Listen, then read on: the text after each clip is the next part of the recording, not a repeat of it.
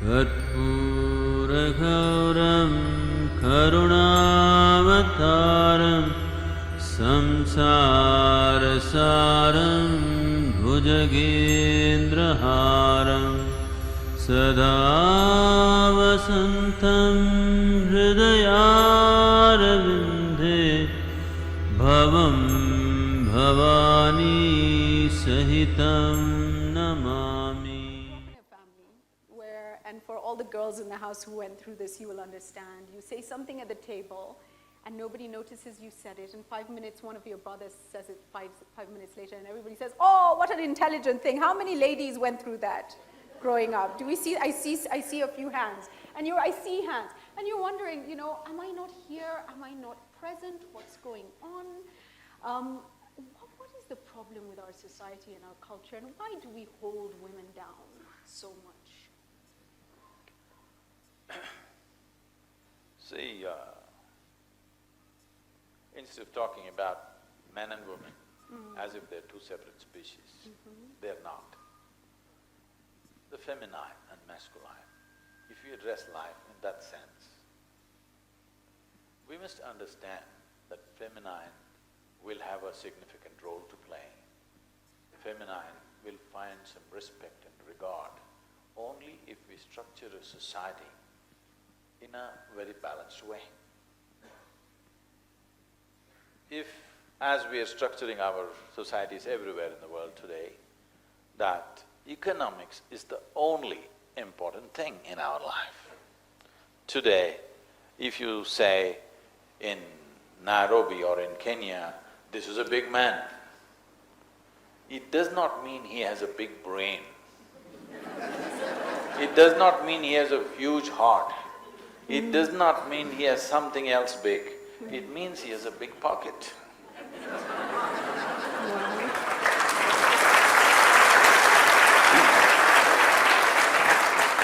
Or in other words, our entire consciousness is right now ruled by economics.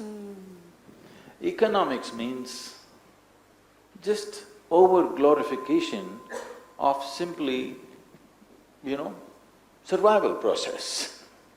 Complicating survival process like never before, to provide something for our well-being, for our comfort, convenience and survival, we have to arrange something. This arrangement is slowly raising to such a pitch as if it belongs to heaven in the world. When economics is the driving force, the role of the feminine will become less and less and less. Only when in our lives, in our societies, there is equal significance for art, music, love, aesthetics and many other subtler aspects of our life, then feminine will have an equal role. Now you structure a society so skewed and you're wondering why feminine doesn't have a role, well, it cannot have. Women can succeed today in this world only if they're like men. There is no other way to succeed, because they have to become masculine, because the social significance or the significance of human societies has shifted from all other subtleties to one crudeness of economics. Wherever you go today, what is the conversation? Economy, can you beat it? At least they were talking about weather some time ago.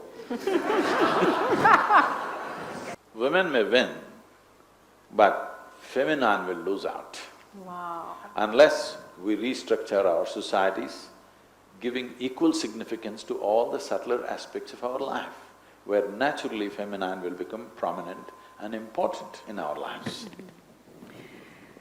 That's powerful. It means we need to restructure society, and I'll come later. Our priorities have to change. Yeah, and we have to start with everyone, because I'll come to that, because that is coming, that is yet to come. Back to the family, ladies and gentlemen. If you look at much of our societies in Africa, in Asia, and all over the world, there is a struggle when it comes, and I'll bring us back to feminine and masculine as in the gender. And we do see the prevalence of gender violence, something that we're dealing with a lot. And for instance, even fighting ills such as female genital mutilation and trying to re-educate people, it's a huge issue. Within homes, how do we bring up young men who respect and love women And how do we bring up young women who are confident and demand love and respect? How do we do that and break the current balance? It's very important that in childhood, the homes manage this well. Because it's an early age, if they pick up these things later on, it's very difficult for them to come to terms with this. I think that is changing rapidly in this generation. It has changed rapidly in this generation already, I would say, in many ways. Today, it's very common, at least in India, that the girls are doing way better than boys in most of the educational institutions. And a whole lot of parents choose to have girls rather than boys. You know, there's an ulterior motive in this.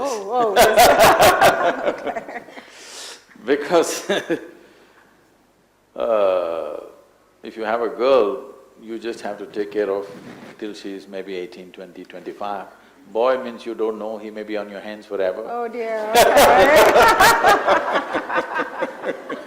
Parents want to be done with the project at some time. Project children must be over at some point. Right. So, things are changing, I think rapidly, very seriously changing. It is just that the violence within the families is unfortunate.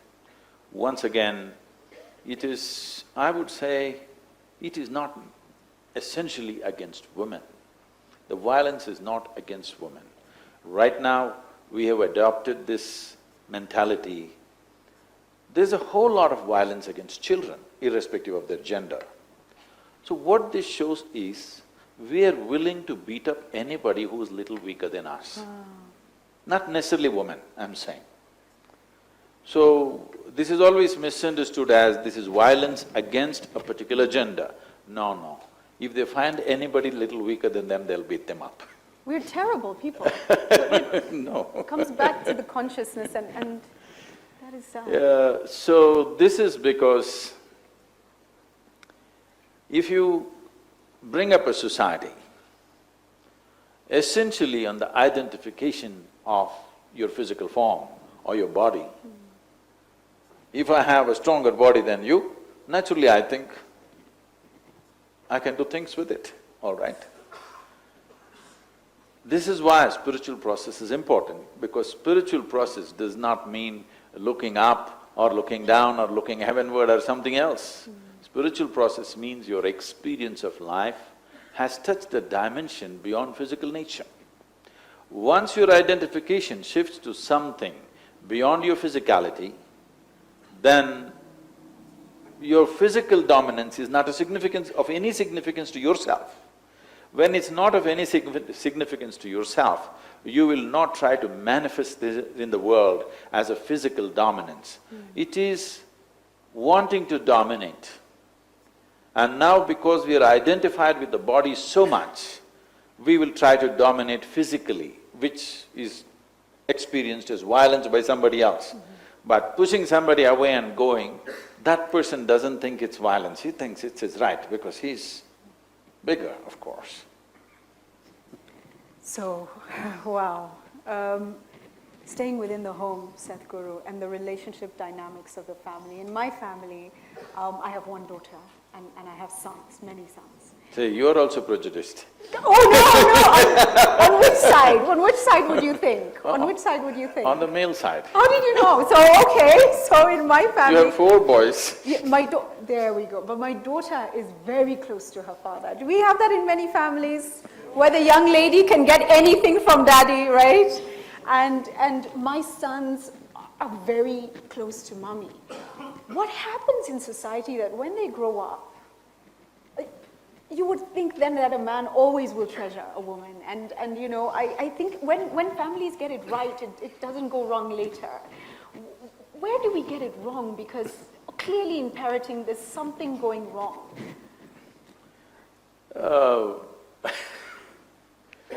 We must understand this. See, that's why I said, this is not against a particular gender. Well, a man wants a woman, all right. It's not that he's against her. Man-woman relationship is one relationship where there is too much overlap. You have to share everything, from your bedroom to bathroom to including your bodies, all right? Too much overlap. Even bank accounts. Yes. I wouldn't get into that. See, going back to economics. Oh, yeah.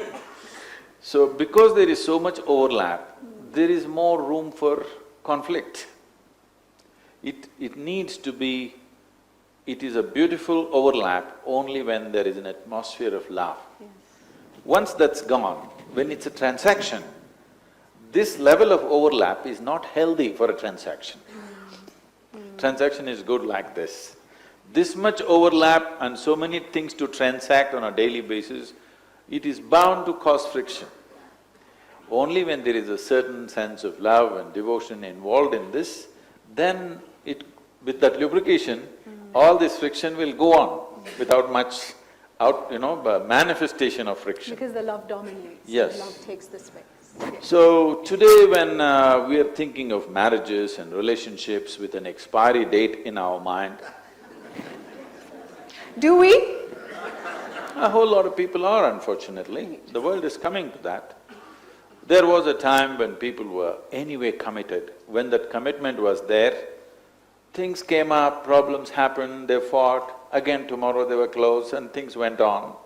Okay, today morning quarreling, evening fine, night full of love and morning again quarrel, things were going on, I'm saying. Because there is such a serious overlap of two lives and there will be bound to be areas of friction. Every family comes up with their own devices of handling this friction. And some people fail to come up with devices because there is not enough commitment. If it was very clear to you, hell or high water, you got to be with the same person, then you would find ways to fix it. Now you think, if it doesn't work, she's finished. When this is there, you're unwilling to find ways. Because between any two human beings, if there is so much overlap, if we are not committed, then being together is difficult. Every small thing flares up into a big thing. Smallest things will blow up into a place where today, of course, it leads you to divorce or whatever.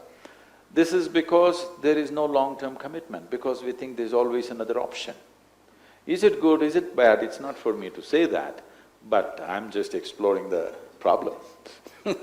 It's a big problem, and I am focusing on family because really I believe it plays a pivotal role in society.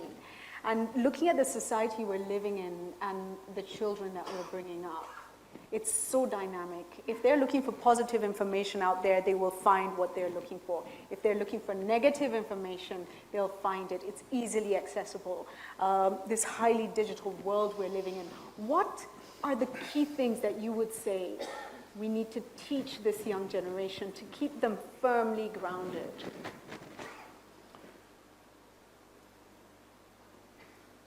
Hello to all the people in the upper regions.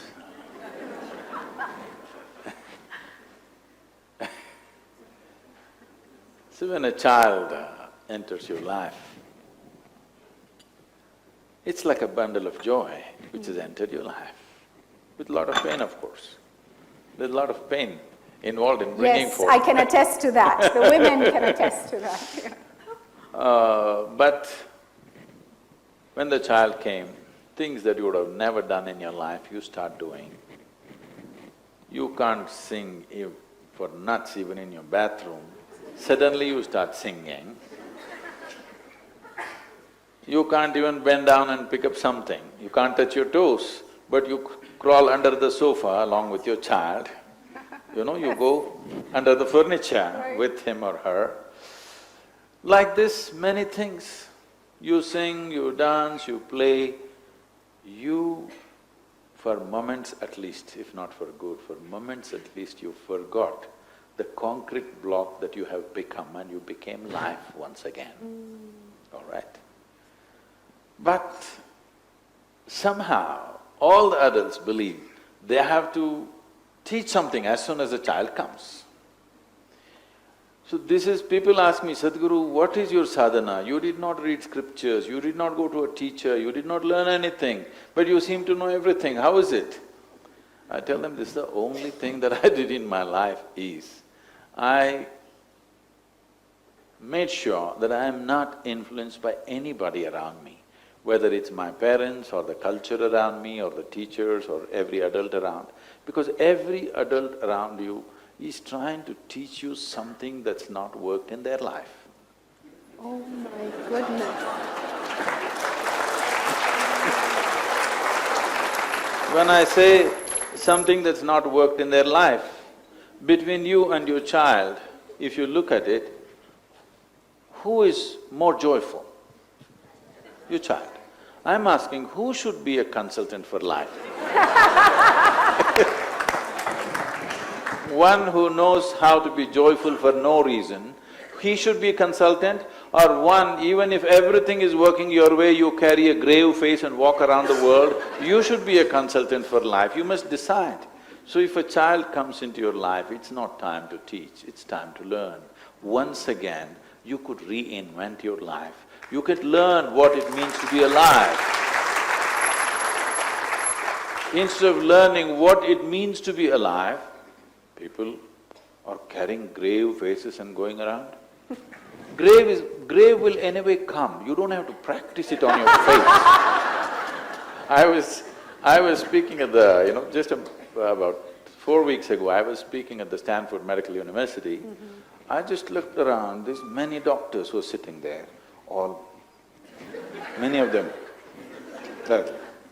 I said, see, when you walk into your patient's room, grave is one thing that you should not remind them of. They're going… you might be getting there, so… Especially if somebody is not well in a hospital, you don't remind them of grave. It's very important that the doctor walks in with a different sense of vitality and life about him. So similarly, a child has come into your life means it's time for to live it up, once again to become fully alive. Whatever your age, your aliveness need not come down, isn't it? Our physical agility may come down with age, but why should your aliveness come down? If aliveness is coming down, it means you're committing suicide in installments. That's what it means. Yes or no? Hello?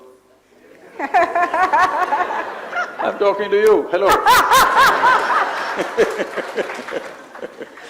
Wow, that's powerful. So children have come, time to understand how to make something out of nothing. That's what a child is. You leave him anywhere, he finds an ant, he finds it interesting enough to make a universe out of an ant. We've given you a bloody universe and you're making nothing out of it.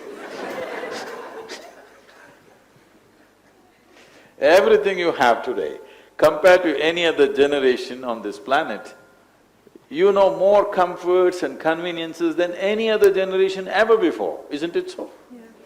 But why? Why means because traffic, Sadhguru, traffic. Well, you're sitting in your dream car, aren't you? Enjoy it! Traffic is helping you to stay in your dream for some more time.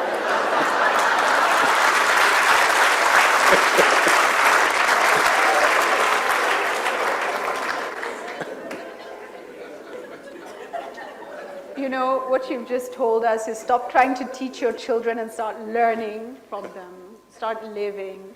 We're such a complaining generation of people. Oh, we are the most whining generation on the planet, ever.